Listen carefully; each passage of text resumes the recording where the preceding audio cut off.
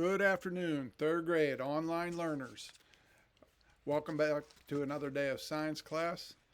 And as you can see in the background, it's a little bit of a cloudy and windy day, but the sun is shining. It made me reminded me of one of my favorite Boston songs.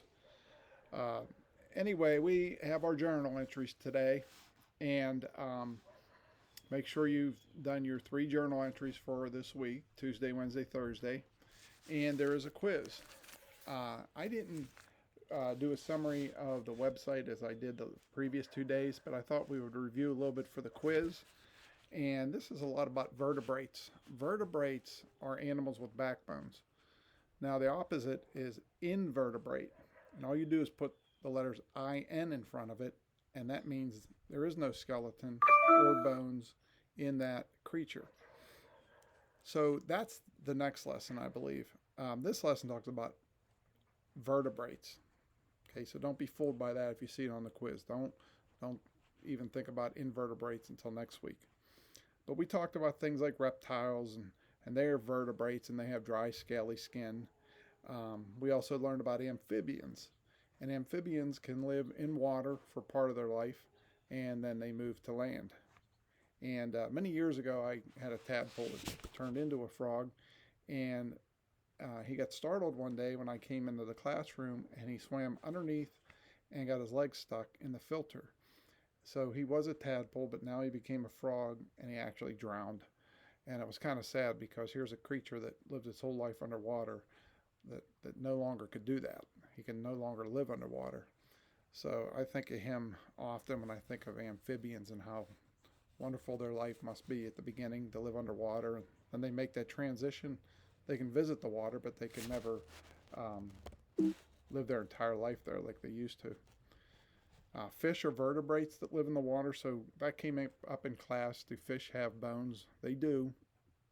Often when you eat them, the bones are removed. Occasionally you might find a bone. Mammals, they live in. Mammal is an animal that has hair or fur and produces milk for its young. Vertebrate, an animal that has a backbone. We mentioned that. And a backbone is a series of bones that runs down the back of some animals. On our study guide, it talks about frogs and lizards and horses and owls.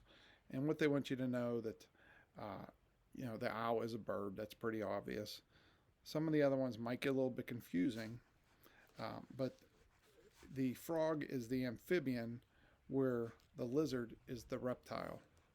Okay, one of our study guides has pictures, and it's hard to tell the difference between the two. But the frog is the amphibian, and the lizard is the reptile. And they have a picture on the other study guide of a horse. So I'll show you what I'm looking at here. If we would have a traditional test, that's what it would look like, and they would try to get you to identify those animals, but a little bit confusing as to the difference between the reptile and the frog. The artist drew them very similar. But take your quiz on Google Classroom, and none of those pictures are on there. And good luck, do a good job. Hopefully you enjoy the bonus question. I tried to tie it in a little bit with our study of reptiles, see if you could figure it out. And my favorite Boston song, Don't Look Back. Okay, third grade, we will see you next week. Bye.